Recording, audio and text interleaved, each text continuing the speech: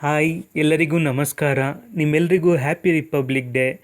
ಇದು ರಿಪಬ್ಲಿಕ್ ಡೇಗೆ ಸಂಬಂಧಿಸಿದಂಥ ಒಂದು ವಿಡಿಯೋ ಆಗಿರುತ್ತೆ.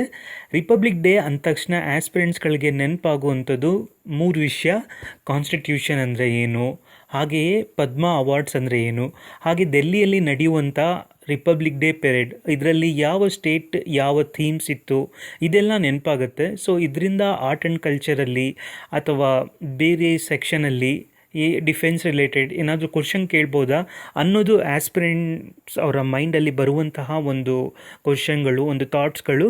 ಸೊ ನಾನು ಈ ವಿಡಿಯೋದಲ್ಲಿ ಆ ವಿಷಯಗಳೆಲ್ಲ ಡಿಸ್ಕಸ್ ಮಾಡ್ತೀನಿ. ಇದು ಮುಂದಿನ ಒಂದು ವರ್ಷಗಳ ಕಾಲ ನಿಮಗೆ ಯಾವುದೇ ಕಾಂಪಿಟೇಟಿವ್ ಎಕ್ಸಾಮ್ ನಡೆದ್ರೂ ಅದಕ್ಕೆ ಖಂಡಿತವಾಗಿಯೂ ನಿಮಗೆ ಹೆಲ್ಪ್ ಆಗುತ್ತೆ. ಸೊ ಅದ್ರ ಜೊತೆಗೆ ಚೀಫ್ ಗೆಸ್ಟ್ ಯಾರು ಬಂದಿದ್ದರು, ಇದೆಲ್ಲ ತುಂಬ ಇಂಪಾರ್ಟೆಂಟ್ ಕಾನ್ಸೆಪ್ಟ್. ಇವಾಗ ವಿಡಿಯೋನ ಶುರು ಮಾಡೋಣ. First thing, constitution of India ಬಗ್ಗೆ ಬೇಸಿಕ್ ವಿಷಯವನ್ನು ತಿಳ್ಕೊಳ್ಳೋಣ.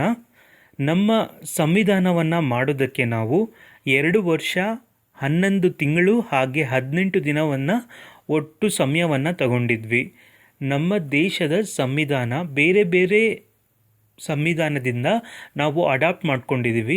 ಬೆಸ್ಟ್ ಪ್ರಾಕ್ಟೀಸಸ್ ಯಾವುದಿದೆ ಅದನ್ನು ನಾವು ಒಂದೊಂದು ದೇಶಗಳಿಂದನೂ ತಗೊಂಡಿದ್ದೀವಿ. ಅದನ್ನು ಪ್ರಿಪೇರ್ ಮಾಡಬೇಕಾದ್ರೆ ಇಷ್ಟೊಂದು ಸಮಯ ಬೇಕಾಯಿತು. ಸೊ ದಿನಗಳ ಲೆಕ್ಕದಲ್ಲಿ ಹೇಳಬೇಕು ಅಂದರೆ 1066 ದಿನಗಳು ಬೇಕಾಯಿತು. Indian constitution was adopted on 26 November 1949 ಭಾರತದ ಸಂವಿಧಾನವನ್ನು ನಾವು 26 ನವೆಂಬರ್ 1949 ನಾವು ಇದನ್ನು ಅಂಗೀಕರಿಸಿದ್ವಿ. ಅಂದರೆ ಇದಕ್ಕೆ ಪರ್ಮಿಷನ್ ಸಿಕ್ತು. ಸೊ ಎಲ್ಲರೂ ಅಡಾಪ್ಟ್ ಮಾಡ್ಕೊಂಡ್ವಿ ಇದನ್ನು. ಆದರೆ ಇದು ಯಾವ ಡೇಟಿಂದ ಬಂತು ಅನ್ನೋದು ಮ್ಯಾಟರ್ ಆಗುತ್ತೆ. ಡೇಟ್ ಆಫ್ ಎನಾಕ್ಟ್ಮೆಂಟ್ ಯಾವಾಗಿಂದ ಬಂತು ಅಂದರೆ came into force on 26 Jan 1950. 1950ಯಲ್ಲಿ ನಾವು ಜಾನ್ 26 ನಾವು ಇದನ್ನು ಅಡಾಪ್ಟ್ ಮಾಡ್ಕೊಂಡ್ವಿ. ಜಾನ್ 26 ಏನಕ್ಕೆ ಚೂಸ್ ಮಾಡಿದರು, ಇದ್ರ ಹಿಂದೆ ಒಂದು ಕಾರಣ ಇದೆ. ಏನಕ್ಕಂದರೆ 26 ಜಾನ್ 1930 ಇಂಡಿಯನ್ ನ್ಯಾಷನಲ್ ಕಾಂಗ್ರೆಸ್ ಅವರು ಡಿಕ್ಲೇರ್ ಮಾಡಿದರು ಪೂರ್ಣ ಸ್ವರಾಜ್ ಅಂದರೆ ಕಂಪ್ಲೀಟ್ ಇಂಡಿಪೆಂಡೆನ್ಸ್. ಇದಕ್ಕೂ ಮುಂಚೆ ನಮಗೆ ಇಂಡಿಯಾದವರು ಡೊಮಿನಿಯನ್ ಸ್ಟೇಟಸ್ ಬೇಕು ಅಂತ ಹೇಳ್ತಿದ್ರು. ಆದರೆ 1930 ಆನ್ವರ್ಡ್ಸ್ ಅವರು 1930 ನಮಗೆ ಇಂಡಿಯಾ ಇನ್ನು ಮುಂದೆ ನಮಗೆ ಫುಲ್ ಫ್ರೀಡಮ್ ಬೇಕು, ಅಂದರೆ ಕಂಪ್ಲೀಟ್ ಇಂಡಿಪೆಂಡೆನ್ಸ್ ಬೇಕು. ಇಂಡಿಯಾ ಎಲ್ಲ ನಾವೇ ನೋಡ್ಕೊಳ್ತೀವಿ. ಇಂಡಿಯಾದ ಇಂಟರ್ನಲ್ ಹಾಗೆ ಎಕ್ಸ್ಟರ್ನಲ್ ರಿಲೇಟೆಡ್ ಅಫೇರ್ಸ್ ಎಲ್ಲ ನಾವೇ ನೋಡ್ತೀವಿ, ನಮಗೆ ಬ್ರಿಟಿಷರ ಅವಶ್ಯಕತೆ ಇಲ್ಲ ಅನ್ನೋ ರೀತಿ ಅವರು ಒಂದು ಪ್ಲ್ಯಾನ್ ಮಾಡ್ಕೊಂಡಿದ್ರು. ಅದಕ್ಕೋಸ್ಕರ ಜಾನ್ 26 ಈ ಡೇಟನ್ನು ಚೂಸ್ ಮಾಡ್ಕೊಂಡಿದ್ರು. ಅದಕ್ಕೋಸ್ಕರ ಈ ದಿನದಂದು ನಮ್ಮ ಸಂವಿಧಾನವನ್ನು ನಾವು ಎನಾಕ್ಟ್ ಮಾಡಿದ್ವಿ. ಅಂದರೆ ಆ ದಿನದಿಂದ ಕೇಮ್ ಇಂಟು ಫೋರ್ಸ್ ಆಯಿತು. ನಮ್ಮ ಸಂವಿಧಾನವನ್ನು ಯಾರು ಡ್ರಾಫ್ಟ್ ಮಾಡಿದರು ಅಂದರೆ constituent assembly of India. So ಇದಕ್ಕೋಸ್ಕರ ಕಾನ್ಸ್ಟಿಟ್ಯೂಯೆಂಟ್ ಅಸೆಂಬ್ಲಿಯನ್ನು ಪ್ರಿಪೇರ್ ಮಾಡ್ತಾರೆ. ಇದು ಯಾವ ಪ್ಲ್ಯಾನಿಂದ ಗೊತ್ತಾ? ಇದು ಕ್ಯಾಬಿನೆಟ್ ಮಿಷನ್ ಪ್ಲ್ಯಾನ್ ಅವರಿಂದ ಈ ಕಮಿಟಿಯನ್ನು ಅಂದರೆ ಕಾನ್ಸ್ಟಿಟ್ಯೂಯೆಂಟ್ ಅಸೆಂಬ್ಲಿಯನ್ನು ನಾವು ಫ್ರೇಮ್ ಮಾಡ್ತೀವಿ. ಸೊ ಇದರಲ್ಲಿ ಎಲ್ಲ ರೀಜನಿಂದ ಜನರುಗಳು ಇರ್ತಾರೆ. ಸೊ ಒಟ್ಟು 389 ಜನ ಕಾನ್ಸ್ಟಿಟ್ಯೂಯೆಂಟ್ ಅಸೆಂಬ್ಲಿಯ ಮೆಂಬರ್ ಆಗಿದ್ದರು. ಇದರಲ್ಲಿ ಡ್ರಾಫ್ಟಿಂಗ್ ಕಮಿಟಿಯ ಚೇರ್ಪರ್ಸನ್ ಯಾರಾಗಿದ್ದರು ಅಂದರೆ ಡಾಕ್ಟರ್ BR ಅಂಬೇಡ್ಕರ್ ಅವರು. ಇವರು chairman of the drafting committee ಆಗಿದ್ದರು. ಅವರು ಕರಡು ಸಮಿತಿಯ ಅಧ್ಯಕ್ಷರಾಗಿದ್ದರು. ಗಣರಾಜ್ಯೋತ್ಸವದ ದಿನ ನಾವು ಸಂವಿಧಾನವನ್ನು ನಾವು ಕೇಮ್ ಇಂಟು ಫೋರ್ಸ್ ಮಾಡಿದ್ವಲ್ಲ, ಅದಕ್ಕೋಸ್ಕರ ಸಂವಿಧಾನದ ಬಗ್ಗೆ ನಮಗೆ ಕೆಲವೊಂದು ಇನ್ಫಾರ್ಮೇಷನ್ಗಳು ಗೊತ್ತಿರಬೇಕು ಅಂತ ನಾನು ಈ ವಿಷಯಗಳೆಲ್ಲ ಹೇಳಿದೆ. ಸೊ ಎರಡನೇ ವಿಷಯವನ್ನು ಶುರು ಮಾಡೋಣ. ರಿಪಬ್ಲಿಕ್ ಡೇ ಟೈಮಲ್ಲಿ ನಮ್ಮ ಭಾರತ ಸರ್ಕಾರ ಪದ್ಮ ಅವಾರ್ಡ್ಸನ್ನು ಅನೌನ್ಸ್ ಮಾಡ್ತಾರೆ.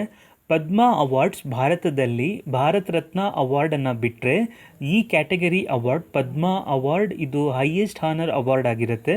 ಸೊ ಈ ಪದ್ಮ ಅವಾರ್ಡಲ್ಲಿ ಒಟ್ಟು 3 ಥರದ ಪ್ರಶಸ್ತಿಗಳು ಇರುತ್ತೆ. ಮೊದಲನೇ ಹೈಯೆಸ್ಟ್ ಆರ್ಡರ್ ಅವಾರ್ಡ್ ಯಾವುದು ಅಂದರೆ ಪದ್ಮ ವಿಭೂಷಣ, ಎರಡನೇದು ಪದ್ಮಭೂಷಣ್, ಮೂರನೇದು ಪದ್ಮಶ್ರೀ ಅಂತ. ಸೊ ಒಟ್ಟು 3 ಕ್ಯಾಟಗರಿ ಅವಾರ್ಡ್ ಇದೆ ಇದರಲ್ಲಿ. ಈ ವರ್ಷ ಒಟ್ಟು 131 ಪದ್ಮ ಅವಾರ್ಡ್ಸನ್ನು ಕೊಟ್ಟಿದ್ದಾರೆ. ಇದರಲ್ಲಿ ಪದ್ಮವಿಭೂಷಣ ಪ್ರಶಸ್ತಿ ಒಟ್ಟು 5 ಜನರಿಗೆ ಸಿಕ್ಕಿದೆ, ಪದ್ಮಭೂಷಣ 13 ಜನರಿಗೆ ಸಿಕ್ಕಿದೆ, ಹಾಗೆ ಪದ್ಮಶ್ರೀ ಪ್ರಶಸ್ತಿ 113 ಜನರಿಗೆ ಸಿಕ್ಕಿದೆ. ಸೊ ಇದು ನೆನ್ಪಿಟ್ಕೋಬೇಕು ನೀವು. ಸೊ ಇದ್ರ ಬೇಸಿಸ್ ಮೇಲೆ ಕ್ವಶನನ್ನು ಕೇಳ್ಬೋದು. ಈ ವರ್ಷ ಪದ್ಮಶ್ರೀ ಇಷ್ಟು ಜನಕ್ಕೆ ಕೇಳಿದೆ ಅಂತ ಸ್ಪೆಸಿಫಿಕ್ ನಂಬರನ್ನು ತಿರ್ಗಾ ಮುರ್ಗಾ ಮಾಡಿ ಕೇಳ್ಬೋದು. ಸೊ ಒಂದು ನೆನ್ಪಿಟ್ಕೊಳ್ಳಿ ಇದನ್ನು. ಒಟ್ಟು 131 ಜನರಿಗೆ ಸಿಕ್ಕಿದೆ ಪದ್ಮ ಅವಾರ್ಡ್ಸ್. ಹಾಗೆ ಇದರಲ್ಲಿ ಪದ್ಮವಿಭೂಷಣ 5 ಜನರಿಗೆ. ಕರ್ನಾಟಕ ರಾಜ್ಯದಲ್ಲಿ ಒಟ್ಟು 8 ಜನರಿಗೆ ಪ್ರಶಸ್ತಿ ಸಿಕ್ಕಿದೆ. ಎಸ್.ಆರ್. ಗಣೇಶ್ ಅನ್ನೋರು ಆರ್ಟ್ ಆ್ಯಂಡ್ ಕಲ್ಚರ್ ರಿಲೇಟೆಡ್ ಫೀಲ್ಡಲ್ಲಿ ಇವರಿಗೆ ಪದ್ಮಭೂಷಣ್ ಸಿಕ್ಕಿದೆ. ಇವರಿಗೆ ಹೊರತುಪಡಿಸಿದರೆ ಉಳಿದ ಕನ್ನಡಿಗರಿಗೆ, ಕರ್ನಾಟಕದವರಿಗೆ ಯಾವ ಸಿಕ್ಕಿದೆ ಅಂದರೆ ಪದ್ಮಶ್ರೀ ಪ್ರಶಸ್ತಿ ಸಿಕ್ಕಿದೆ. ಸೊ ನಿಮಗೆ ಇಲ್ಲಿ ಸ್ಪೆಸಿಫಿಕ್ ಅವರ ಫೀಲ್ಡ್ ಯಾವುದು, ಹಾಗೆ ಅವರಿಗೆ ಏನು ಕಾಂಟ್ರಿಬ್ಯೂಷನ್ ಮಾಡಿದ್ದಾರೆ, ಇದ್ರ ರಿಲೇಟೆಡ್ ಯಾರ್ಯಾರು ಅನ್ನೋದನ್ನು ಒಂದು ನೀವು ನೋಡ್ಕೋಬೇಕಾಗತ್ತೆ. ಇದ್ರ ಬೇಸಿಸ್ ಮೇಲೆ ಕ್ವಶನನ್ನು ಡೆಫಿನೆಟ್ಲಿ ನೀವು ಮ್ಯಾಥ್ ದಿ ಫಾಲೋಯಿಂಗಲ್ಲಿ ಕೇಳ್ಬೋದು. ಆ್ಯಕ್ಚುಲಿ KS ಎಕ್ಸಾಮಲ್ಲಿ ಪ್ರೀಯಲ್ಲಿ ಈ ಥರ ಕ್ವಶನ್ ಬಂದಿತ್ತು. ಇವರ ಹೆಸರುಗಳನ್ನ ನಾನು ಒಮ್ಮೆ ಹೇಳ್ತೀನಿ. ಎಸ್.ಆರ್. ಗಣೇಶ್ ಅನ್ನೋರು, ಇವರು ಆರ್ಟ್ ಆ್ಯಂಡ್ ಕಲ್ಚರ್ ರಿಲೇಟೆಡಲ್ಲಿ ಪದ್ಮಭೂಷಣ್. ಅಂಕೇಗೌಡ ಇವರಿಗೆ ಪದ್ಮಶ್ರೀ ಸೋಷಿಯಲ್ ವರ್ಕಲ್ಲಿ. ಹಾಗೆ S.G. ಸುಶೀಲಮ್ಮ ಇವರಿಗೆ ಪದ್ಮಶ್ರೀ ಸೋಷಿಯಲ್ ವರ್ಕಲ್ಲಿ. ಹಾಗೆ ಪ್ರಭಾಕರ್ B.P. ಕೋರೆ ಇವರಿಗೆ ಎಜುಕೇಷನ್ ಕ್ಷೇತ್ರದಲ್ಲಿ. ಶಶಿಶೇಖರ್ ವೆಂಪತಿ ಇವರಿಗೆ media and education. Shubha V Iyengar science and engineering. Doctor Suresh Hanagawadi ಇವರಿಗೆ ಮೆಡಿಸಿನ್ ಕ್ಷೇತ್ರದಲ್ಲಿ. ಹಾಗೆ T.T. ಜಗನ್ನಾಥನ್ ಇವರಿಗೆ ಇಂಡಸ್ಟ್ರಿ ರಿಲೇಟೆಡ್ ಫೀಲ್ಡಲ್ಲಿ ಸಿಕ್ಕಿದೆ ಇವರಿಗೆ ಅವಾರ್ಡ್. ಪ್ರತಿ ವರ್ಷ ನಮ್ಮ ರಿಪಬ್ಲಿಕ್ ಡೇಗೆ ನಾವು ಬೇರೆ ದೇಶದ ಅಥವಾ ಯಾರಾದರೂ ಒಬ್ಬ ಗಣ್ಯ ವ್ಯಕ್ತಿಗಳನ್ನು ನಾವು ಬೇರೆ ದೇಶದವರನ್ನು ನಾವು ಇನ್ವೈಟ್ ಮಾಡ್ತೀವಿ ನಮ್ಮ ರಿಪಬ್ಲಿಕ್ ಡೇಗೆ. ಸೊ ಈ ವರ್ಷ ಯಾರು ಬಂದಿದ್ರು ಅಂದರೆ ಮಿಸ್ಟರ್ ಆಂಟೋನಿಯೋ ಕೋಸ್ಟಾ, ಇವರು president of the European council. ಹಾಗೆ ಇವ್ರ ಜೊತೆಗೆ ಉರ್ಸುಲಾ ವೋನ್ ಡರ್ ಲೇಯನ್ ಅಂತ, ಇವರು president of the European commission.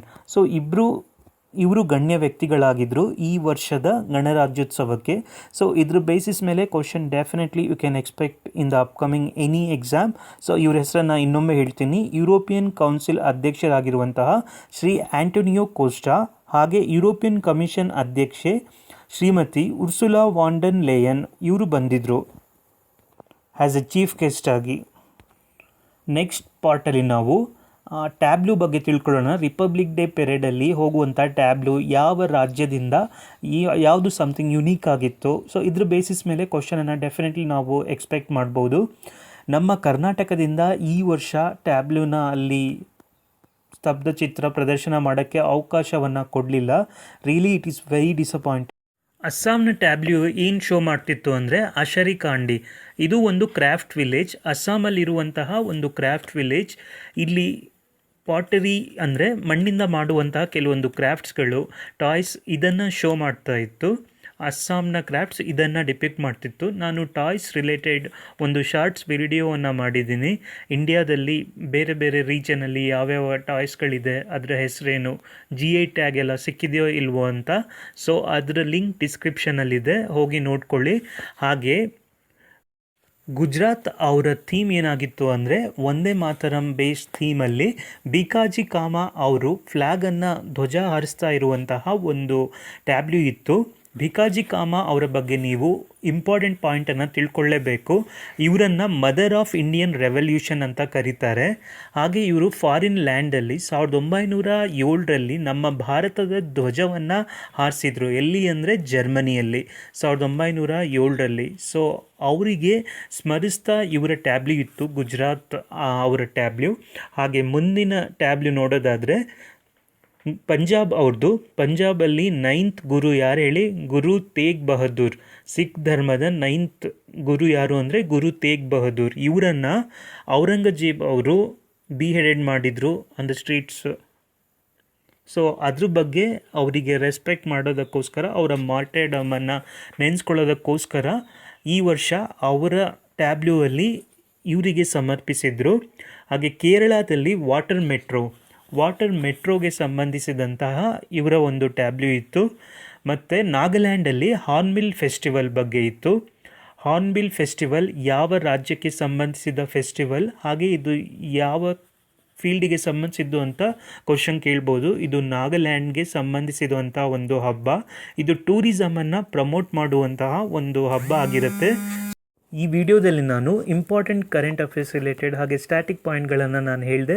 ಇದು ಮುಂದೆ ಬರುವಂಥ ಎಲ್ಲ ಎಕ್ಸಾಮ್ಗಳಿಗೂ ನಿಮಗೆ ಹೆಲ್ಪ್ ಆಗಲಿ ಅಂತ. ಹೋಪ್ ನೀವೆಲ್ರಿಗೂ ಇಷ್ಟ ಆಗಿದೆ ಈ ವಿಡಿಯೋ ಅಂತ ತಿಳ್ಕೊಳ್ತೀನಿ. ಇದೇ ರೀತಿ ಹೆಚ್ಚಿನ ಕಂಟೆಂಟ್ಸ್ ಬೇಕು ಅಂದರೆ ಈ ಚಾನಲನ್ನು ಲೈಕ್, ಶೇರ್, ಸಬ್ಸ್ಕ್ರೈಬ್ ಮಾಡೋದನ್ನು ಮರಿಬೇಡಿ. ಎಲ್ರಿಗೂ ಧನ್ಯವಾದಗಳು.